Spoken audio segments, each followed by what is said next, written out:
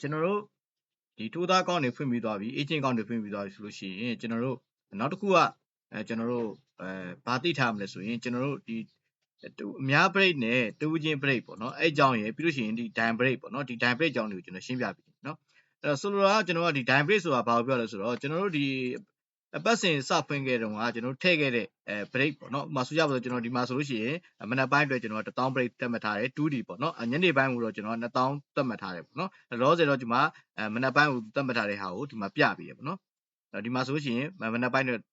1000 break ပေါ့နော်အဲ့တော့ညနေမှာဆိုလို့ရှိရင်တော့ဒီမှာသူက2000 break ပြမယ်ပေါ့နော်အဲ့တော့ဒါကတော့ 3D အတွက် break ဖြစ်ပါတယ်နော်အဲ့တော့ဒီမှာနေကျွန်တော်က 2D 3D မနက်ပိုင်းညနေပိုင်းကျွန်တော်ကပြောင်းကြည့်လို့ရတယ်အဲ့တော့ဒီမှာဆိုလို့ရှိရင်ကျွန်တော်တို့ဖုန်းမှာဆိုလို့ရှိရင်အတူတူပါပဲကျွန်တော်တို့ဒီမှာဖုန်းမှာဆိုလို့ရှိရင်ကျွန်တော်တို့ဒီတော့ 2D ထဲဝင်လိုက်မယ်ဆိုလို့ရှိရင်ကျွန်တော်ဒီနေရာမှာလဲကြဆိုတာရှိရပေါ့နော်အဲ့လဲကြထဲမှာကျွန်တော်ဒီမှာအများ break ဆိုပြီးတော့မှပြထားတယ်ပေါ့နော်ဒီမှာအများ break နဲ့တူးချင်း break ဆိုပြီးခွဲထားတယ်အဲ့တော့ကျွန်တော်တို့အများ break ဆိုတာဘာကိုပြောရလဲဆိုတော့ကျွန်တော်တို့ဥမာဆိုကြပါစို့မမောင်ကပေါ့နော်ကျွန်တော်တို့မမောင်ကိုကျွန်တော်1000 break တတ်မှတ်ထားရဆိုရင် तू ကဒီကဏ္ဍထည့်တဲ့အချိန်မှာပေါ့နော်ဥမာကျွန်တော်ဒီမှာထိုးသားတစ်ခုရွေးလိုက်မယ်နော်ကျွန်တော်ထိုးသားနာမည်တစ်ခုရွေးလိုက်မယ်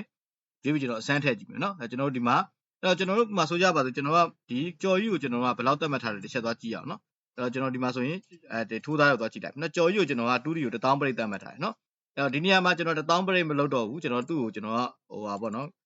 ပြင်လိုက်မယ်ပေါ့နော်1000 break မတတ်မှတ်တော့ဘူးကျွန်တော်က9000 break ထားလိုက်မယ်နော်9000 break ဆိုတော့သူစိတ်ကြိုက်ထည့်လို့ရဒါမှမဟုတ်ကျွန်တော်9000 break ရင်ထားလိုက်မယ်နော်9000 break ကိုရင်ထားလိုက်မယ်9000 break ရင်ထားလိုက်မယ်ပေါ့နော်ထားပြီးတော့လို့ရှိရင်ကျွန်တော်တို့ဒီမှာချက်လိုက်ပြင်လိုက်တာနဲ့ကျွန်တော်တို့ဒီဖုန်းမှာလည်းတစ်ခါလေးပြောင်းပြီးတော့မှပြောင်းသွားရနော်ဒီမှာဆိုလို့ရှိရင်ကျွန်တော်တို့ဒီမှာချက်လိုက်ပြင်လိုက်တာနဲ့ကျွန်တော်တို့ကဒီ account ပေါ့နော်ဒီ account ထဲကနေပြီးတော့မှဒီကြော်ကြီးကကျွန်တော်တို့ကစောစောပြောတယ်ကျွန်တော်တို့break ကပေါ့နော်1000 break တတ်မှတ်ထားနေပြီးတော့မှ9000 break ပြောင်းသွားပြီပေါ့နော်ဒီမှာ9000 break ပြောင်းသွားပြီပေါ့နော်အဲ့တော့ဟုတ်ပြီနော်အဲ့တော့ကျွန်တော်တို့ဒီမှာအရင်ဆုံးကျွန်တော်စပြီးတော့မှထည့်ကြည့်အောင်နော်အဲ့တော့ကြော်ကြီးရန်ထည့်ကြည့်အောင်မှထားပါတော့တင်းနဲ့ကျွန်တော်တို့ကဟို8000ထည့်ကြည့်မယ်ပေါ့နော်ကျွန်တော်တို့မရဘူးပေါ့နော်ဒါဆို8000ဖြစ်သွားတယ်ပေါ့နော် sorry 8000ဖြစ်သွားတယ်အဲ့တော့ကျွန်တော်ဒါကိုပြန်ဖြတ်လိုက်နော်ပြန်ဖြတ်မယ်ဆိုရင်ကိုဖြတ်ချင်တဲ့ဟာကိုရွေး delete ကိုနှိပ်ပြီးဖြတ်လို့ရတယ်နော်အဲ့တော့ကျွန်တော်တို့ဒီမှာကျွန်တော်တို့ကတင်းနှစ်ကိုကျွန်တော်ကဒါ6000မှုထည့်ကြည့်မယ်နော်6000မှုထည့်ကြည့်မယ်ဆိုရင် तू က9000ပဲရတာမို့လို့ तू က1000ကျွံသွားရပေါ့နော်ဘာလို့ဆိုပုံမှန်တော့ကျွန်တော်ကဒီမှာ1000 break ပေးထားတယ်ဒါပေမဲ့ကျွန်တော်တို့ကဒီတူးချင်းသူ့ကိုတော့ကျွန်တော်9000 break ပဲပေးထားတဲ့အတွက်ကြောင့်မို့ तू ကဒါ9000ကျော်သွားလို့ तू က1000ကျွံဝင်ထွက်သွားရပေါ့နော်ဟုတ်ပြီအဲ့တော့ကျွန်တော်ဒီကောင်ပြန်ပြင်လိုက်မယ်နော်သူ့ကိုကျွန်တော်ကဒီ break ကိုကျွန်တော်ကနည်းနည်းလေးများပေးလိုက်မယ်ပေါ့နော်ကျွန်တော်တို့ဒီမှာကျွန်တော်တို့ဒီမှာ 2D break ကိုကျွန်တော်9000ပေးလိုက်မယ်နော်9000ပေးပြီးတော့ကျွန်တော်တင်လိုက်နော်ဒါဆိုရင်သူ့ရဲ့ break က9000ဖြစ်သွားလိမ့်မယ်နော်ဒီမှာဆိုလို့ရှိရင်လည်းကျွန်တော်တို့ကအဲ့မှာပြောင်းလိုက်တာနဲ့ဒီမှာတစ်ခါလေးတန်းပြီးတော့မှauto ပြောင်းသွားမယ်ပေါ့နော်ဒီမှာ9000 break ကနေပြီးတော့မှကျွန်တော်ဒီမှာ9000 break ဖြစ်သွားပြီเนาะအဲ့တော့ဟုတ်ပြီအဲ့တော့ကျွန်တော်တို့တစ်ချက်ပြန်ထည့်ကြည့်အောင်နော်ဒီကောင်ပြန်ရှင်းလိုက်မယ်ရှင်းပြီးတော့မှကျွန်တော်တို့ဒီမှာ1နဲ့ကျွန်တော်တို့က1000ခွဲဖို့ထည့်ကြည့်အောင်เนาะဒါဆိုသူ့ကိုကျွန်တော်က9000 break ပေးထားတယ်เนาะဒါ1000ခွဲဖို့ဆိုသူထည့်လို့ရမှာပေါ့เนาะဒါပေမဲ့ तू က9000တော့ကျွံသွားတယ်ဘာလို့ဆိုတော့ तू ကဒီမှာ2D break က dime break က1000သတ်မှတ်ထားတဲ့အတွက်ကြောင့်မို့ तू ကဒီ1000ထက်ကျော်တင်လို့မရဘူးเนาะဟုတ်ပြီအဲ့တော့ကျွန်တော်ကဒီမှာဆိုလို့ရှိရင်ဒါကျွန်တော်ကအများ break ဖွင့်ထားတဲ့ကြောင့်မို့ तू က1000မို့တော့ရမယ်1000မို့တင်လို့ရမယ်ပေါ့เนาะဒါကျွန်တော်လောဆယ်တင်လိုက်မယ်เนาะတင်လိုက်မယ်အစင်းတင်ပြီးသွားရပါတော့ဒီမှာဆိုရင် तू ကကြုံကွက်တစ်ခုပါသွားရယ်เนาะအဲ့တော့ဒီမှာဆိုထပ်ပြီးတော့မှ तू က1နှစ်ကို तू 9000မို့ထည့်ကြည့်မယ်ဆိုရင်ရလားဆက်ထည့်ကြည့်လိုက်မယ်เนาะမရတော့ဘူးเนาะဒီမှာဆိုကျွန်လဲတစ်ခါတန်းပြပြီเนาะဘာလို့လဲဆိုတော့ကျွန်တော်တို့က तू ကဒီကျွန်တော်တို့1နှစ်ဒီကျွန်တော်တို့ကဒီဟိုပါပဲရတဲ့အတွက်ကြောင့်မို့ပေါ့နော်ဒီမှာဆို1နှစ်ဒီ1000ပဲရတဲ့အတွက်ကြောင့်မို့သူ့အတွက်1000မရလို့ဆိုတော့1နှစ်က1000ပဲရတယ်အဲ့တော့ကျွန်တော်တို့ကြော်ကြီးမဟုတ်ဘဲနဲ့ဇော်ကြီးကိုတစ်ချက်တင်ကြည့်အောင်เนาะဇော်ကြီးကိုကျွန်တော်1နှစ်ကျွန်တော်က1000ခွဲဖို့တင်ကြည့်မယ်ဇော်ကြီးရလဲပေါ့နော်ဇော်ကြီးကလည်း तू က1000မှုတော့ရတယ် तू က9000မှုမရဘူးเนาะဘာလို့ဆို तू ကဒီများပြိတ်သတ်မှတ်ထားတဲ့အတွက်ကြောင့်မို့ तू က1000တော့ရမယ်ကျွန်တော်တို့9000တော့မရဘူးပေါ့เนาะဒီလိုမျိုးဒါဆိုရင်ကျွန်တော်ကဒါတင်ပြီးသွားပြီပေါ့နော်ဒါဆိုလို့ရှိရင် तू ကတစ်ခါထပ်ပြီးတော့မှဇော်ကြီးကနေတစ်ခါထပ်ပြီး1နှစ်ကိုထပ်တင်ကြည့်မယ်ပေါ့နော်ရသေးလားပေါ့နော်ဘလောက်ဖို့တင်နေမရတော့ပေါ့နော်ဒါကကျွန်တော်တို့ကအများပြိတ်သတ်မှတ်ထားတဲ့အတွက်ကြောင့်မို့ဒီကဏ္ဍတစ်ကွက်ချင်းစီကိုတဦးကို1000မိုးစီရမယ်ဆိုလိုတာပေါ့နော်အဲ့တော့ဟုတ်ပြီကျွန်တော်အဲ့နေရာမှာကျွန်တော်အများပြိတ်မဟုတ်ဘဲနဲ့တူးချင်းပြိတ်တစ်ချက်ထားကြည့်အောင်နော်အဲ့တော့ကျွန်တော်ဒီမှာ1ပြိတ်ဆိုပြီးထားလိုက်မယ်နော်ပြောင်းလိုက်မယ်အဲ့တော့ဒီမှာပြောင်းလိုက်တာနဲ့ကျွန်တော်တို့ကဒီမှာဆိုကြပါစို့ကျွန်တော်ဒီမှာဆိုရင်ဖုန်းပေါ့နော်ဖုန်းမှာဆိုလို့ရှိရင်ကျွန်တော်ဒီမှာပြောင်းလိုက်တာနဲ့ကျွန်တော်တို့ဒီမှာဒီ ledger ပေါ့နော် ledger မှာတစ်ခါတည်းပြောင်းသွားမယ်နော်ဒီမှာတူးချင်း plate တန်းပြောင်းမယ်အဲ့တော့ဒီကနေတစ်ချက်ပြောင်းကြည့်အောင်ဒီကနေပြောင်းမယ်ဆိုလို့ရှိရင်ကျွန်တော်တို့ဒီမှာကွန်ပျူတာမှာတစ်ခါတန်းပြီးတော့မှဒီမှာပြောင်းသွားမယ်ပေါ့နော်ဒီမှာဆိုရင်ဒါအများ plate ဖွင့်ထားသည်ဖွင့်လိုက်ပြောင်းသွားတယ်နော်အဲ့တော့ဒီမှာတစ်ခါထပ်ပြီးတော့ကျွန်တော်တို့ဒီမှာ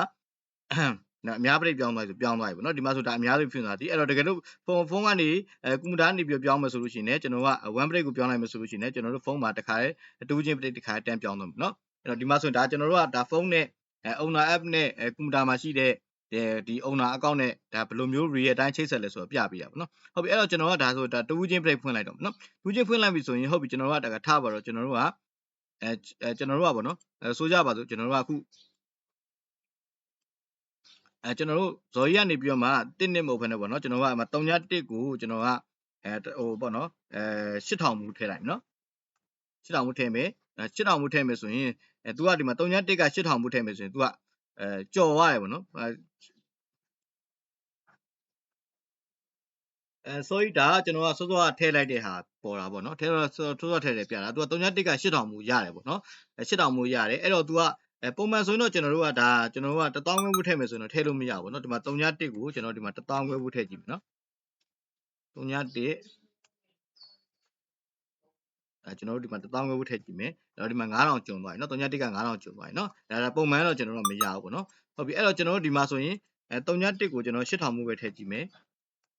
8000မှုထည့်ကြည့်မယ်ဆိုရင်တော့ तू က8000အပြည့်ရတယ်ပေါ့เนาะအဲ့တော့ကျွန်တော်ဒါကိုရှင်းတင်လိုက်မယ်เนาะတင်ပြီးသွားပြီဟုတ်ပြီဒါဆိုရင်ကျွန်တော်3.1ကဇော်ကြီးကတော့8000မှုရသွားပြီเนาะ8000မှုရသွားပြီဆိုတော့ကျွန်တော်ဒီမှာလဲသူပြပြီเนาะဒီမှာဆိုကျွန်တော်တို့ပေါချာထဲမှာလဲသူပြပြီတယ်ဒီမှာပေါချာမှာမကြည့်လိုက်မယ်ဆိုရင်ဒီမှာနှစ်ဆောင်ထည့်ထားရပါเนาะဒီမှာ3.1က8000မှုရတယ်เนาะ3.1က8000မှုရတယ်အဲ့တော့ဟုတ်ပြီကျွန်တော်တို့ဒါကိုကျွန်တော်တို့ကထပ်ပြီးတော့မှကျွန်တော်တို့ကြော်ကြီးအနေနဲ့တစ်ချက်တင်ကြည့်အောင်เนาะကြော်ကြီးကနေတင်ကြည့်အောင်เนาะကြော်ကြီးကနေပြီးတော့မှ3.1ကိုကျွန်တော်တို့က8000မှုထည့်ကြည့်မယ်သူ့ကိုလည်းကျွန်တော်8000မှုထည့်ကြည့်မယ်သူကမရတော့เนาะဘာလို့လဲဆိုတော့ကျွန်တော်တို့စောစောက3.1 8000ကကျွန်တော်တို့ကရှေ့ကဇော်ကြီးကယူသွားတဲ့အတွက်ကြောင့်မို့ကြော်ကြီးကတော့မရတော့ဘူးเนาะသူက2000မှုပဲရတော့เนาะအဲ့တော့ဒါကအများတဝူးချင်း break ကိုသတ်မှတ်ထားတဲ့ပုံစံလေးပြပေးတာပါဆိုလိုတာကကျွန်တော်ဇော်ကြီးက1000မှုပြည့်ယူသွားမယ်ဆိုရင်တော့သူကတစ်ချက်ဖိုးမှရမှာမဟုတ်တော့ဘူးเนาะတကယ်လို့ तू ကအဲ့ဒါကိုယူလိုက်မယ်ဆိုလို့ရှိရင်နောက်လူကဘယ်သူပဲဖြစ်ဖြစ်ပေါ့เนาะဘယ် agent ပဲဖြစ်ဖြစ်ဘယ် commission ပဲဖြစ်ဖြစ်เนาะကျွန်တော်တို့ကဒီ3.1ဒီလုံးဝထိုးလို့ရမှာမဟုတ်တော့ဘူးเนาะဒါကကျွန်တော်တူးချင်း break နဲ့အများ break ကိုသတ်မှတ်ထားတဲ့ပုံစံကိုပြပြဖြစ်ပါတယ်เนาะဟုတ်ပြီဒါကတူးချင်း break နဲ့အများ break ပေါ့เนาะနောက်တစ်ခုကကျွန်တော်တို့ဘာရှိသေးလဲဆိုရင်နောက်တစ်ခုကကျွန်တော်တို့ဒီပိတ်ကနန်းပေါ့เนาะပိတ်ကနန်းလေးကိုတစ်ချက်ပြပြပါမယ်ပိတ်ကနန်းပေါ့เนาะပိတ်ကနန်းမှာဆိုလို့ရှိရင်ကျွန်တော်ဆိုကြပါစို့ကျွန်တော်ပိတ်ကနန်းထည့်တော့မယ်เนาะပိတ်ကနန်းထည့်တော့မယ်ဆိုရင်ကျွန်တော်ဒီမှာထည့်ဆွဲနေမှာဒါကွန်ပျူတာနေထည့်တာပေါ့เนาะကျွန်တော်ကဥမာ1နှစ်ရယ်3 4ရယ်5 6ရယ်ကိုကျွန်တော်ပိတ်ကနန်းထည့်မယ်เนาะကျွန်တော်ဒီမှာတွဲရိုက်သွားလို့ရတယ်เนาะ1နှစ်3 4 5 6တွဲရိုက်သွားလို့ရတယ် okay ထည့်တာနဲ့1နှစ်3 4 5 6ဆိုပြီးပိတ်ကနန်းဝင်သွားပြီအဲ့တော့ကျွန်တော်ဒီမှာ ledger မှာလည်းတစ်ချက်သွားကြည့်လိုက်เนาะ ledger မှာကျွန်တော်ကဒီဇယားကွက်လေးပေါ့เนาะဒီဇယားကွက်လေးမှာဆိုရင်ကျွန်တော်ကဒီမှာကျွန်တော်တို့ဒီမှာ1နှစ်ပေါ့1နှစ်ဒီကျွန်တော် close ဖြစ်သွားတယ်เนาะကျွန်တော်တို့ဒီမှာ3 4ကလည်း close ဖြစ်သွားတယ်เนาะဒီမှာ5 6ကလည်း group ဖြစ်သွားတယ်เนาะဒီမှာကျွန်တော်တို့ဒီမှာ5 6တီလည်း group ဖြစ်သွားတယ်เนาะဒါကကျွန်တော်တို့ပိတ်ကနန်းတက်မှတ်လိုက်တဲ့ခါကျတော့เนาะအဲ့တော့ကျွန်တော်တို့ထည့်ကြည့်အောင်เนาะကျွန်တော်တို့မှာ5 6ကိုကျွန်တော်တို့ထည့်ကြည့်မယ်เนาะ1000မှုပဲထည့်ကြည့်မယ်เนาะမရတော့เนาะဒီမှာကျွန်းကနန်းတန်းထွက်ပြเนาะဘာလို့ဆိုတော့ तू ကပိတ်ကနန်းဖြစ်တဲ့အတွက်ကြောင့်မို့ तू ကဘယ်တော့တည်နေမရတော့ပုံစံဖြစ်သွားတာเนาะဒါကျွန်တော်ပိတ်ကနန်းတက်မှတ်ထားတာပေါ့เนาะဟုတ်ပြီအဲ့ပိတ်ကနန်းကိုကျွန်တော်တို့ကဒီဖုန်းထဲကိုထည့်လို့မရဘူးဆိုဖုန်းထဲထည့်လို့ရပါတယ်အဲ့တော့ကျွန်တော်ကဒီမှာ55ကိုကျွန်တော်ပိတ်ကနန်းထည့်ချင်တယ်ဆိုရင်ကျွန်တော်ဖုန်းကနေပြီးတော့မှဆိုကြပါစို့ကျွန်တော်ဒီ open ဆိုလို့တစ်ချက်နှိပ်လိုက်ဒါဆိုလို့ရှိရင်ကျွန်တော်တို့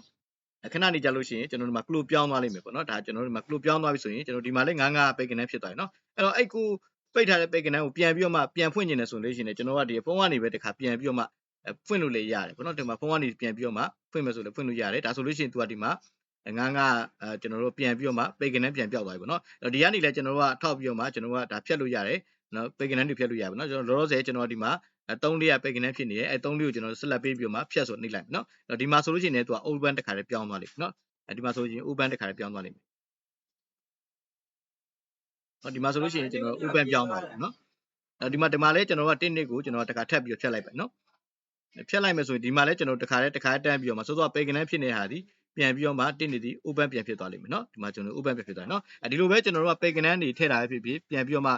ပြန်ပိတ်တာဖြစ်ဖြစ်ပိတ်မယ်ဆိုလို့ရှိရင်ကျွန်တော်ကဖုန်းကနေလည်းပိတ်လို့ရတယ်ဖွင့်လို့ရတယ်ကျွန်တော်တို့ကွန်ပျူတာနေလည်းဖွင့်လို့ရတယ်ပိတ်လို့ရတယ်ဆိုတော့ဒါသိအောင်လို့ပြပြဖြစ်ပါတယ်เนาะဒါဆိုလို့ရှိရင်ကျွန်တော်တို့တူးချင်း break အများ break ပြီးလို့ရှိရင်ကျွန်တော်တို့ကtime break ထိုးသား break တွေဘယ်လိုမျိုးတတ်မှတ်ထားတယ်ဆိုတော့အားလုံးလည်းနိုင်လို့ထင်ပါတယ်เนาะ